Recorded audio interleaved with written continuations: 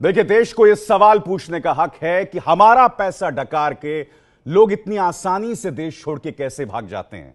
11,500 करोड़।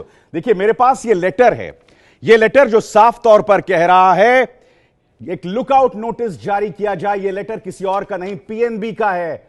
29 तारीख को यह लेटर जारी किया जाता है, 31 तारीख को एफआईआर दर्ज करती है सीबीआई। मगर बड़ा प्रश्न यह कि नीरव मोदी इतनी आसानी से देश छोड़ के कैसे भाग जाता है?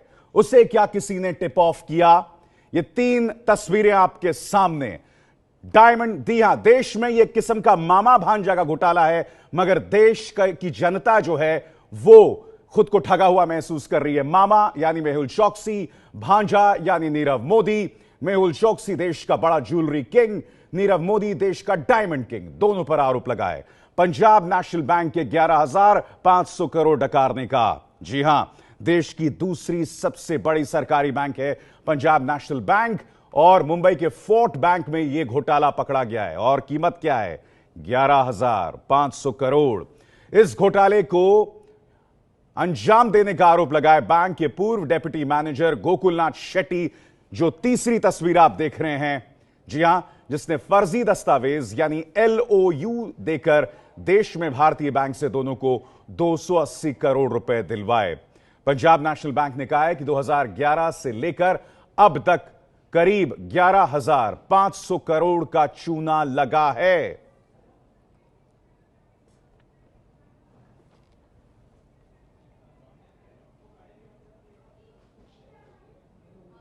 देखिए, मैं आपको सिलसिलेवार तरीके से बताने वाला हूं कि दरअसल यह घोटाला किस तरह से हुआ है। चलिए, मैं आपको इस फ्लोर पे बाकायदा ग्राफिक्स के जरिए बताने वाला हूं कि यह किस तरह से घोटाला हुआ है। आप देख सकते हैं कब से घोटाला है। साल 2011 से है, और 11 से अब तक 11,500 करोड़ का। पीएनबी की मुंबई की फोर्ट ब्रांच में घोटाला सामने उभर कर आता है। इसके अलावा कौन है इसमें? नीरव मोदी, वो शख्स जो देश से भाग गया, यह भगा दिया गया। मेहुल चोकसी, गीतांजलि ज्वेलर्स का मालिक। ये 2 शख्स हैं जिन्होंने देश को चूना लगाया 11,500 करोड़ का। जी हां, मामा भांजे की ये टीम है। बड़ा प्रश्न हम ये जो लगातार पूछ रहे हैं आपसे, और ये घोटाला कैसे हुआ? पीएनबी से 8 एलओयू, जी हां, लेटर ऑफ अंडरस्टैंडिंग मांगे गए। हांगकांग से करीब 280 करोड़ रुपए का सामान इंपोर्ट कराया गया। आप देख रहे हैं किस तरह से क्या पूरा तंत्र रहा है। कौन सी कंपनियां शामिल हैं इसमें? आप देख सकते हैं डायमंड RUS। जी हां, कौन सी कंपनियां हैं वो भी हम आपको सिलसिलेवार तरीके से बता रहे हैं। 16 एक्सपोर्ट, ये तमाम कंपनियां हैं जो इस घोटाले में उनके नाम उभर कर आ रहे हैं। स्टेलर डायमंड्स भी जो तीसरी कंपनी है इसमें शामिल बताई जा रही है। तो आप देख सकते हैं कि किस तरह से यह घोटाला जो है परवान चढ़ा है। अब आपको मैं बताने जा रहा हूं कि एलओयू क्या है। बैंकिंग सिस्टम की प्रचलित व्यवस्था है, बहुत जरूरी है यह व्यवस्था। विदेश में भारतीय बैंक ब्रांच का को गारंटी देता है ये। जी हां, इस गारंटी के बगैर पैसा नहीं मिल सकता। ग्राहक को सामान इंपोर्ट करने के लिए पैसा या लोन दीजिए, यह कहता है एलओयू। ब्याज समेत पैसे वापस करने की जिम्मेदारी हम लेते हैं, यह एक तरह से बैंक इसमें कहता है। और यहीं पर जो है शेट्टी फंसते नजर आ रहे हैं। आमतौर पर 3 महीने की गारंटी जो है वो बैंक इसमें यहां पर लेता है। एलओयू जितनी रकम जारी करती है उतनी रकम ग्राहक भारतीय ब्रांच में जमा करता है। 2 बैंक्स के बीच बात होने से पक्का हो जाता है कि पैसा नहीं फंसेगा। आप देख सकते हैं कि तंत्र कितना पेचीदा है। तंत्र कितना पेचीदा है, जिसके चलते आमतौर पर घोटाला नहीं होना चाहिए, मगर फिर भी 11,500 करोड़ का। अब किस बैंक ने क्या दिया, यह मैं आपको सिलसिलेवार तरीके से बता रहा हूं। पंजाब नेशनल बैंक की ओर से यह गारंटी दी गई, यह गारंटी दी गई जिसके चलते यह घोटाला हुआ। गारंटी देने की जानकारी पीएनबी के सिस्टम को नहीं थी। यही तो गड़बड़ है सारा, कि सिस्टम को यह जानकारी क्यों नहीं थी। एक्सिस बैंक और इलाहाबाद बैंक ने पैसे दिए। किस बैंक ने क्या दिया, यह हम आपको लगातार बता रहे हैं। नीरव मोदी, मेहुल चोकसी ने जो पैसे पीएनबी की गारंटी पर उठाए उसे लौटाया नहीं। और यह पैसा किसका है? देश की जनता का है। देश की जनता का 280 करोड़ रुपए की देनदारी पीएनबी पर है। 280 करोड़ का आंकड़ा कोई बहुत कम आंकड़ा नहीं है। यहां पर एक्सिस बैंक और इलाहाबाद के कुछ पैसे भी यहां पर फंसे हुए हैं। ये तमाम जो पैसे फंसे हुए ये हमारी गाड़ी कमाई के हैं, हमारी गाड़ी कमाई के पैसे हैं जो 11,500 करोड़ देश के बाहर चला गया। 11,500 करोड़ का लेन देन, अभी 280 करोड़ का ही केस दर्ज हुआ है। 280 करोड़ का केस दर्ज हुआ है। 11,500 करोड़। डिप्टी मैनेजर गोकुलनाथ शेट्टी मुख्य आरोपी। आखिर कैसे इन्होंने एलओयू इतनी आसानी से जारी कर दिया, जबकि अब यह घोटाला सामने उभर कर आ रहा है। तो ये तमाम जो है मुद्दे यहां पर दिखाई दे रहे हैं, यहां पर किस तरह से एलओयू का गलत इस्तेमाल हुआ। शेट्टी ने Swift messaging digital payment communication system का यहां पर इस्तेमाल किया और शेट्टी ने पीएनबी की ओर से कहा कि पेमेंट कर दीजिए, मगर हकीकत आपके सामने है। शेट्टी ने एलओयू जारी करने की जानकारी पीएनबी के सिस्टम में नहीं डाली और इससे पता चलता है कि यह घोटाला कितना ज्यादा है। नीरव मोदी, मेहुल चोकसी से एलओयू के एवज में पैसे जमा नहीं कराए गए। हम और आप आसानी से क्या बैंक लोन ले सकते हैं? और यहां पर देखिए किस तरह का घपला, किस तरह का घोटाला हुआ। तो ये तमाम मुद्दे हैं जिसके जरिए सवाल उठाए जा रहे हैं। और हमने क्यों कहा कार्यक्रम की शुरुआत में कि इतनी आसानी से इस देश की जनता में, इस देश की जनता के साथ ऐसा अन्याय कैसे हो सकता है? विजय माल्या, ललित मोदी इतनी आसानी से देश छोड़ के कैसे भाग सकते हैं? हम बड़ी कवरेज कर रहे हैं। हम आपको बता दें, पल पल की जानकारी आप एबीपी न्यूज पर इस मुद्दे की देख रहे हैं। ये 3 तस्वीरें जो बानगी है इस देश की जनता के साथ जो अन्याय हुआ है वो ये। और जैसे कि कार्यक्रम की शुरुआत में आपको मैंने बताया कि बड़ी खबरों के लिए मेरी सहयोगी अमांद्रा हमारे साथ है। अमांद्रा। बिल्कुल अभिसार, इस वक्त बड़ी खबर ये आ रही है कि मेहुल चोकसी और नीरव मोदी की कंपनियों के वो खाते जिनके जरिए ये घोटाला हुआ, उन्हें पीएनबी ने फ्रॉड खाता घोषित कर दिया है। ये बड़ी खबर आ रही है। जिन खातों के जरिए ये पूरा घोटाला हुआ, नीरव मोदी और मेहुल चोकसी के खातों को पीएनबी ने फ्रॉड घोषित कर दिया गया है। 11,500 करोड़ का ये पूरा घोटाला, और जिन खातों से ये घोटाला हुआ, नीरव मोदी, मेहुल चोकसी के खाते, इन्हें फ्रॉड घोषित कर दिया गया है पंजाब नेशनल बैंक की तरफ से। किस तरह बैंक को चूना लगाया हमने आपको दिखाया सिलसिलेवार तरीके से। 11,500 करोड़ का ये पूरा घोटाला, और अब उन खातों को फ्रॉड घोषित कर दिया गया है। नीरव मोदी, मेहुल चोकसी के ये खाते जिनके जरिए पीएनबी को चपत लगाई गई, 11,500 करोड़ का ये पूरा घोटाला बताया जा रहा है, उन्हीं खातों को अब पंजाब नेशनल बैंक ने फ्रॉड घोषित कर दिया है। नीरव मोदी, मेहुल चोकसी की कंपनीज के ये खाते हैं जिनके जरिए इस पूरे फ्रॉड को अंजाम दिया गया। 2011 से ये मामला चल रहा था और अब इन खातों को फ्रॉड घोषित कर दिया गया है। पंजाब नेशनल बैंक ने ये कार्रवाई की है। नीरव मोदी और मेहुल चोकसी के खातों को फ्रॉड घोषित कर दिया गया है। जिन खातों से घोटाला हुआ, 11,500 करोड़ का यह घोटाला, उन खातों को फ्रॉड घोषित कर दिया है पंजाब नेशनल बैंक को। ये बड़ी चपत लगाई डायमंड मर्चेंट नीरव मोदी और उनके मामा मेहुल चोकसी ने। एबीपी न्यूज संवाददाता ओम प्रकाश तिवारी ज्यादा जानकारी के साथ जुड़ गए हैं। ओम प्रकाश, क्या मतलब है इसका, फ्रॉड घोषित कर दिया गया है? चलिए, ओम प्रकाश से लगता है संपर्क हमारा टूट गया है, फिर से उनसे बात करेंगे। फिलहाल बड़ी खबर ये कि जिन खातों के जरिए घोटाला हुआ, उन्हें पंजाब नेशनल बैंक ने फ्रॉड घोषित कर दिया। पीएनबी में हुए महा घोटाले को लेकर एक्सिस बैंक का पहली बार बड़ा बयान सामने आया है। एक्सिस बैंक ने बयान दिया है कि हमें किसी तरह का कोई नुकसान नहीं हुआ है। पीएनबी में 11,500 करोड़ रुपए का महा घोटाला उजागर हुआ और उस घोटाले पर एक्सिस बैंक का बयान आया है। पहला बयान आया है एक्सिस बैंक का। एक्सिस बैंक का कहना है कि हमें कोई नुकसान नहीं हुआ है। एक्सिस बैंक का ये बयान आया है, पीएनबी घोटाले के बाद हमारा कोई नुकसान नहीं हुआ है।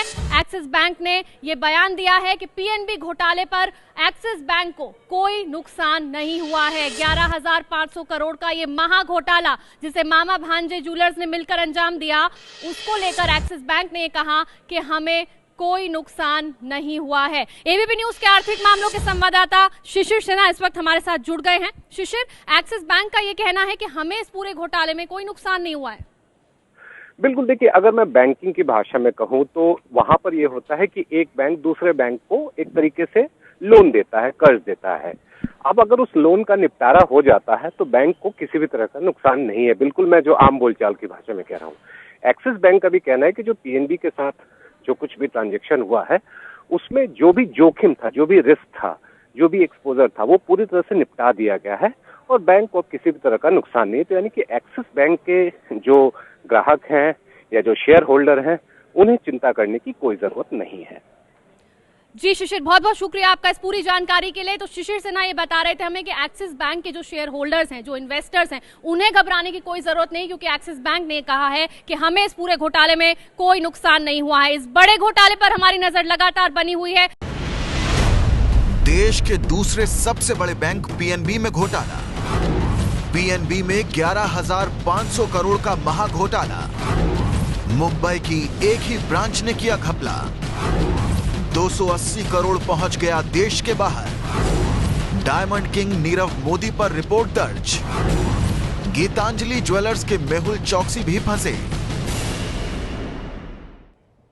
यह सवाल उठना लाजमी है कि एफआईआर दर्ज होने से पहले ही या फिर पंजाब नेशनल बैंक के लुकआउट नोटिस जारी करने के उस खत से पहले ही नीरव मोदी देश छोड़ के कैसे भाग गया, उसे किसने जानकारी दी, किसने टिप ऑफ किया। ये तमाम मुद्दे हम जो उठा रहे हैं, मेरे साथ मेरे सहयोगी गणेश ठाकुर भी होंगे, उनसे भी हम इसकी तमाम बारीकियों को समझने की कोशिश करेंगे। मगर ये पूरा मुद्दा क्या है, इसकी बारीकियां क्या हैं, ये मैं आपको समझा रहा हूं इन ग्राफिक्स के जरिए। आइए देखते हैं।